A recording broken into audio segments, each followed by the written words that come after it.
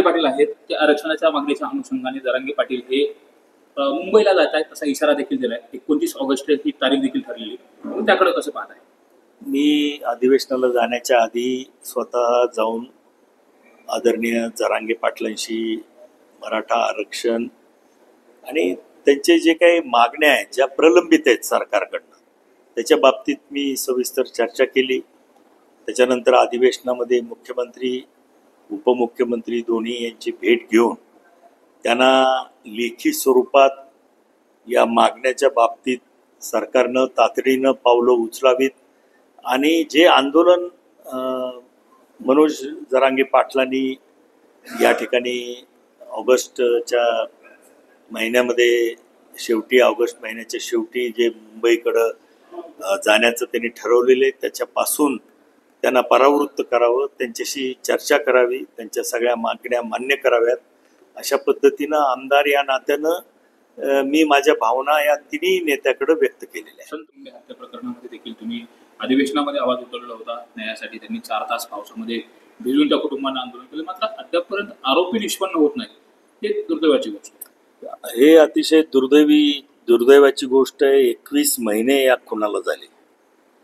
21 महिन्यानंतर एकही आरोपी निष्पन्न होत नाही. हे पोलीस प्रशासनाच्या दृष्टीनं अतिशय लाजिरवाणी गोष्ट आहे आणि निश्चितच याच्यामध्ये पोलीस अधिकारी जे तपासी अधिकारी आहेत त्यांना काय अडचणी आहेत ते त्यांनाच माहिती आहेत. त्याच्याबद्दल काही चर्चा होऊ शकत नाही. परंतु विधानसभेमध्ये दस्तूरखुद्द मुख्यमंत्र्यांनी आश्वासन दिलेलं आहे की याच्या बाबतीत कोणालाही पाठीशी घातलं जाणार नाही आणि म्हणून निश्चितपणानं जसं स्वर्गीय संतोष देशमुख यांच्या बाबतीत गुन्हेगार निष्पन्न झाले, आज गजाआड गेले, कोर्टात त्याची ट्रायल चालू आहे, त्याप्रमाणे महादेव मुंडे हा एक परळीमधला अतिशय छोटा व्यापारी कुठंतरी मला प्लॉटिंगमध्ये आडवा येतोय या उद्देशानं त्याचं जीवन संपवलेलं आहे. त्यामुळं या गुन्हेगारांना सुद्धा गजाआड करण्याचं काम पोलीस प्रशासन निश्चितपणानं करतील आणि मुख्यमंत्री स्वतः गृहमंत्री या नात्यानं त्याच्यामध्ये लक्ष देतील याची मला. मुंडे यांची पुन्हा मंत्रिमंडळात वर्णी लागते आणि त्या संदर्भात चर्चा होते. अजितदादांनी संकेत सुद्धा दिले न्यायालयीन चौकशी झाल्यानंतर पुन्हा त्यांचं स्थान अबाधित असेल. त्याला जोडून एक प्रश्न झाला. आपण जर बघितलं तर बीड जिल्ह्यामध्ये बीडला पालकमंत्रीचा गुलाल लागला, केजला लागला आणि परलीला लागला. इतर 3 तालुक्याला आतापर्यंत गुलालच लागला पालकमंत्रीचा. तर आता स्वतः अजितदादांनी तसे संकेत दिलेले आहेत. या बाबतीत मी निश्चितपणानं धनंजय मुंडेंना परत मंत्रिपद मिळावं, बीडचं पालकमंत्रीपद मिळावं, पक्षांनी त्यांना अजून महाराष्ट्राचं नेतृत्व करण्याची संधी द्यावी या विचाराचा मी आहे.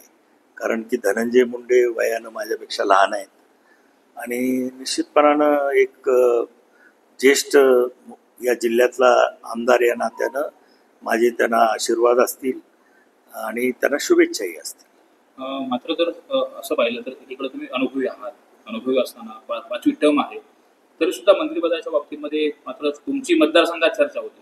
वरतून मात्र पक्षश्रेष्ठी कोण तशा पद्धतीने कुठला कौल दिला जातो नाही. आता हे पक्ष म्हणजे माझा जो काय अनुभव आहे पक्षश्रेष्ठींचा, आदरणीय पवारसाहेब असतील, आदरणीय अजितदादा असतील किंवा इतर नेते असतील जे निर्णय मंत्रिपदाच्या बाबतीत घेत असतात त्यांनी बीड जिल्ह्यामध्ये नेहमीच ओबीसीना आणि मागासवर्गीयांना प्राधान्य देण्याचं काम मागच्या अनेक वर्षामध्ये या ठिकाणी झालेलं आहे आणि त्यामुळं ती त्यांची विचारधारा आहे. फुले शाहू आंबेडकर यांची विचारधारा, सगळ्या समाजाला बरोबर घेऊन जायचं, राजकारण करायचं, त्याच्या बाबतीत कुठंतरी ते सातत्यानं बीड जिल्ह्यामध्ये हे प्राधान्य देत आलेले आहेत आणि त्याच्यामध्ये काही चुकीचं आहे असं मला वाटत नाही. परंतु त्याच्यामध्ये या पक्षाचा जो कणा आहे, ज्या समाजाने आजपर्यंत या पक्षाला नेहमीच ताकद दिलेली आहे, तो समाज मात्र दुर्दैवाने गेले 45 वर्ष पालकमंत्रीपदापासून कॅबिनेट मंत्र्यापासून वंचित राहिला. ही सुद्धा वस्तुस्थिती आहे आणि याच्या बाबतीतही कुठंतरी विचार झाला पाहिजे असं माझं प्रामाणिक मत आहे. तुमचं नाव दरवेळेस येतो, पण तुमचं नाव मंत्रिपदासाठी दरवेळेस येतो, पण ते नंतर वगळलं जातं. नेमकं काय अडथळा येतो? आता नावाची चर्चा ही होत राहते, जेव्हा जेव्हा मंत्रिमंडळ बनतं तेव्हा चर्चा होत असते, परंतु शेवटी पक्षश्रेष्ठी काय विचार करतात यालाच महत्व आहे. आडवं काय येतं? माझी जात आडवी येते असं मला वाटतं. तसं पाहिलं तर मराठा हा राष्ट्रवादीच्या अडचणीच्या काळामध्ये मराठा वोट बँक ही कायम पाठीशी राहिलेली. मात्र त्या तुलनेमध्ये बीड जिल्ह्याला मोठे पवारसाहेब असतील किंवा अजितदादा असतील यांच्याकडून तेवढं परत भेटलं का, आणि मराठा समाजासाठी त्या दृष्टिकोन आरोपींना 40 कॉल केले असा देखील दावा केला, आणि धनंजय मुंडेला मंत्री नाही तर आरोपी केला असं देखील त्यांनी मागणी केली देशमुख कुटुंबाला. नाही, त्याच्या बाबतीत मला काही माहिती नाही. मी काही त्याच्याबाबत काही कॉमेंट करणार नाही. ते कुटुंब अजूनही मोठ्या दुःखात आहे, तर त्यांनी काय याबाबत त्यांची माहिती आहे ते काही मला माहीत नाही, त्यामुळं मी अधिक काही त्याच्यावरती बोलणार. संवेदनशील व्यक्ती म्हणून तुम्ही या दोनही प्रकरणात, महादेव मुंडे हत्या प्रकरणात पण आवाज उठवलाय, संतोष देशमुख हत्या प्रकरणात पण आवाज उठवलाय. न्यायाच्या बाबतीमध्ये त्यांचा पाठपुरावा कशा पद्धतीने करणार आहात, आणि तुम्ही त्यांच्यासोबत कधीपर्यंत? आम्ही त्यांना न्याय मिळेपर्यंत त्यांच्यासोबत आहोत. ही आमची जाहीर भूमिका आहे, अनेक वेळेला ती आम्ही व्यक्त केलेली आहे. अतिशय माणुसकीला काळीमा फासणाऱ्या 2 हत्या, बीड जिल्ह्याचं नाव बदनाम करणाऱ्या या हत्या या ठिकाणी झाल्या, आणि त्याच्यामध्ये आरोपींना शिक्षा झाली पाहिजे, आणि ही प्रवृत्ती बीड जिल्ह्यातून नष्ट झाली पाहिजे अशा मताचे आम्ही आहोत. या दोन्ही कुटुंबांना न्याय मिळेपर्यंत आम्ही त्यांच्यासोबत निश्चितपणानं आहोत. थँक्यू. निवडणूक आहे, कशा पद्धतीने तयारी लागतात, आणि पक्षाकडून देखील खूप मोठ्या प्रमाणात मागणी केली जाते. आता भविष्य काळात ते म्हणजे येत्या 3-4 महिन्यामध्ये नगरपालिका, जिल्हा परिषद, पंचायत समित्या या निवडणुका होणार आहे, आणि त्याच्यामुळं सर्वच महायुतीतील घटक पक्षांनी आपापल्या परीनं कामाला सुरुवात केलेली आहे. मेळावे होत आहेत. आम्हालाही मुंबईमध्ये असेल जेव्हा एकत्रित आम्ही सर्व पक्षाची मंडळी येतो, आमदार एकत्रित येतात, तेव्हा याच्या बाबतीत निश्चितपणानं संकेत दिले जात आहेत की स्थानिक स्वराज्य संस्था या पक्ष संघटनेच्या दृष्टिकोनातून अतिशय महत्त्वाच्या असतात. जे कार्यकर्ते लोकसभेत, विधानसभेत जीवाचं रान करून काम करतात, त्यांना या निवडणुकीच्या माध्यमातून नेतृत्वाची संधी मिळत असते, आणि त्यामुळं या निवडणुकीला अतिशय महत्त्वपूर्ण स्थान आहे. आणि मी तर गेली 35 वर्ष माजलगाव मतदारसंघामध्ये राजकारण करत असताना सर्व समाज घटकांना बरोबर घेऊन राजकारण करतोय. मग ते सहकाराच्या निवडणुका असोत की जिल्हा परिषद पंचायत समितीच्या असोत, नगरपालिकेच्या असोत, सर्व समाजाला न्याय देण्याची माझी भूमिका राहिलेली आहे. आणि याच भूमिकेतून भविष्य काळात येणाऱ्या निवडणुकीमध्ये ज्यांनी मला या मतदारसंघाचं 5दा नेतृत्व करण्याची संधी दिली, त्या कार्यकर्त्यांना संधी देण्याचं काम या माध्यमातून निश्चितपणानं होणार आहे. आणि जे जे कार्यकर्ते सर्व समाजातील माझ्यासाठी प्रामाणिकपणाने ज्यांनी काम केलेलं आहे, त्यांना निश्चितपणानं या निवडणुकीच्या माध्यमातून न्याय मिळेल या दृष्टिकोनातून मी स्वतः प्रयत्नशील राहणार आहे. नाही, याच्यामध्ये निश्चितपणानं गेल्या 45 वर्षामध्येचा इतिहास जर पाहिला तर स्वर्गीय सुंदरराव सोळंके साहेबानंतर या बीड जिल्ह्यातल्या मराठा समाजाच्या कोणालाही कॅबिनेट मंत्री किंवा बीड जिल्ह्याचं पालकमंत्रीपद हे दिलं गेलेलं नाही, ही वस्तुस्थिती आहे. अनेक वेळेला राज्यमंत्री म्हणून संधी दिली गेली, परंतु तुम्हालाही माहिती आहे की राज्यमंत्रीपद हे एक आमदारापेक्षा वरिष्ठ पद असतं, जास्त काही त्याला अधिकार नसतात. त्या पदापर्यंत मर्यादित मराठा समाजाचा विचार झालेला आहे. आणि निश्चितपणानं या सर्व विचारसरणीच्या राजकारणामध्ये आणि पक्षाच्या धोरणामध्ये मराठा समाज डावलला गेलाय बीड जिल्ह्यात, ही वस्तुस्थिती आहे. मात्र हे सगळं होत असताना आता गेल्या अनेक वर्षापासून तुम्ही पवारसाहेबांसोबत काम केलं, आता अजितदादासोबत देखील काम करताय. आता हे काम करत असताना हे जे शल्य आहे त्यांना बोलून दाखवलं होतं का, त्यावर त्यांचं उत्तर काय होतं? नाही, प्रत्येक जण आता नेतृत्वाकडं बोलणार नाही तर कोणाकडे बोलणार? जे काही वस्तुस्थिती आहे, पार्श्वभूमी आहे, कशा पद्धतीनं न्याय मिळायला पाहिजे, याच्या बाबतीत अनेक वेळेला आम्ही पक्षश्रेष्ठी पुढे आमची बाजू मांडलेली आहे.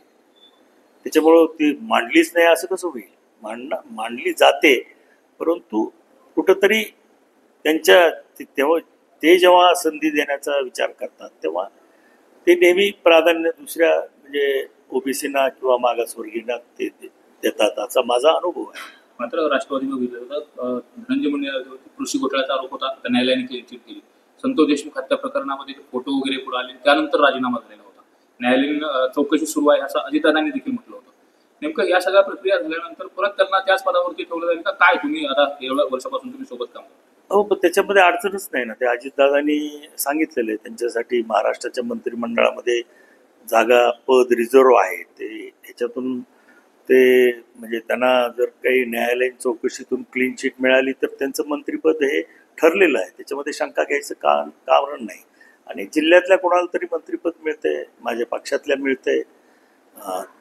आजपर्यंत त्यांचे आणि माझे अतिशय चांगले संबंध राहिलेले आहेत आणि एक ज्येष्ठ म्हणून त्यांना जर संधी मिळाली तर मला सुद्धा आनंद आहे. त्यांना आणखीन मोठी संधी मिळावी, महाराष्ट्राचं नेतृत्व करण्याची संधी मिळावी, अशा माझ्या त्यांना शुभेच्छा आहेत. मात्र तुम्ही अनुभवी आहात, तुमच्या बाबतीत तसा का विचार केला जात नाही. दुसरा त्याला जोडून प्रश्न की हे सगळं होत असताना असे राष्ट्रवादीमध्ये लायबल माणसं नाहीत का की जे मंत्रिपद दुसरे नाही? आता हे बघा, हा प्रश्न काही माझं मी याचं उत्तर देऊ शकत नाही. हा प्रश्न पक्षाच्या नेतृत्वाला विचारला पाहिजे, तेच ह्याचं समर्पक उत्तर देऊ शकतील असं मला वाटतं. दादा, आपण निवडणुकीच्या आधी राजकीय रिटायरमेंट घेणार होता, तरी पण तुम्ही मैदानात उतरले. त्या आधारे सुद्धा पक्षाने तुम्हाला मंत्री करावं अपेक्षा नाही, तसं नाही. ते मला मंत्रिपद करावं म्हणून मी निवडणुकीच्या रिंगणात आलेलो नाही, परंतु परिस्थितीचा विचार करून ही सीट राष्ट्रवादीला मिळावी, एक आमदार राष्ट्रवादी पक्षाचा वाढावा म्हणून ऐन वेळेस म्हणजे मी निर्णय तो घेतला. आणि आपण पाहिलं निवडणुकीच्या निकालावरून की अतिशय थोड्या मताच्या फरकाने मी विजयी झालो. आणि मला वाटतं की मी घेतलेला निर्णय योग्य होता. पण मंत्रिमंडळातले काही वाचार मंत्री बघतो, कृषी मंत्री असतील, त्याचबरोबर अनेक जण असं बोलतात की शेतकऱ्याच्या संदर्भात संवेदनशील विषय असताना देखील वेगळं वक्तव्य केलं जातं. त्यांना काय सुनावण्याचं? आता अनेक वर्षाचा तुमचा अनुभव आहे. तेव्हा माणिकराव कोकाटे हे माझे गेल्या 30-35 वर्षापासून जवळचे मित्र आहेत. स्पष्ट वक्तेपणा आहे त्यांच्यामध्ये. कोणाला हे आपली मतं म्हणजे कोणाची भीड न बाळगता प्रांजळपणे व्यक्त करणं हा त्यांचा स्वभाव आहे. परंतु म्हणजे त्यांना शेतकऱ्याबद्दल काही वाटत नाही असं म्हणणं चुकीचं आहे. ते हाडाचे शेतकरी आहेत. दुर्दैवानं महाराष्ट्रातील शेतकऱ्याच्या समस्या ह्या अतिशय वेगळ्या आहेत. तुम्हाला माहिती आहे की मागच्या 13 वर्षापासून सोयाबीनचा भाव स्थिर आहे, कापसाचा भाव स्थिर आहे. आता याला जास्त बाजारभाव देण्याचं काम केंद्र सरकारने, राज्य सरकारने, किंवा जर बाजारभाव देता आला नाही तर उत्पादन खर्चावर आधारित सबसिडी देण्याचं काम सरकारने करावं, तरच ही परिस्थिती सुधारणार आहे. शेतकरी काबाड कष्ट करतो, निसर्गावरती त्याची शेती अवलंबून आहे आणि पीक चांगलं जरी आलं तरी त्याला बाजारभाव मिळत नाही. अशा दुष्टचक्रातून शेतकऱ्याला बाहेर काढण्याचं काम केंद्र शासनाला, राज्य शासनाला हे करावं लागणार आहे. त्याच्यासाठी फार मोठा निधी लागणार आहे. त्याच्यामुळं सहजासहजी नजीकच्या भविष्य काळात ही परिस्थिती बदलेल असं मला वाटत नाही. ज्या काही उपाययोजना करायच्या आहेत त्या राज्य सरकारने, केंद्र शासनाने एकत्रित मिळून करायच्या आहेत. काही चांगली पावलं त्या दृष्टीनं राज्य सरकार टाकतंय. मराठवाड्याचा विचार केला तर कायम मराठवाडा दुष्काळाशी सामना करतोय. इथं पाण्याचं म्हणजे पावसाचं प्रमाण पुरेसं नाही. त्या दृष्टिकोनातून आता उल्हास खोऱ्यातून 54 TMC पाणी मराठवाड्यामध्ये आणण्याला सरकारने मान्यता दिलेली आहे. इतरही काही मार्गातून मग ते कृष्णा खोऱ्यातून अधिकचं 30 TMC पाणी मराठवाड्याला देण्याबाबतही देवेंद्र फडणवीस साहेबांनी पुढाकार घेतलेला आहे. आणि मग हे पाणी उपलब्ध झाल्यानंतर काही प्रमाणामध्ये निश्चितच मराठवाड्यातला जे काही कोरडवाहू शेतकरी आज संकटाशी सामना करतोय त्याला पाण्याची उपलब्धता जर झाली तर त्याचं जीवन निश्चितपणानं सुखी होणार आहे.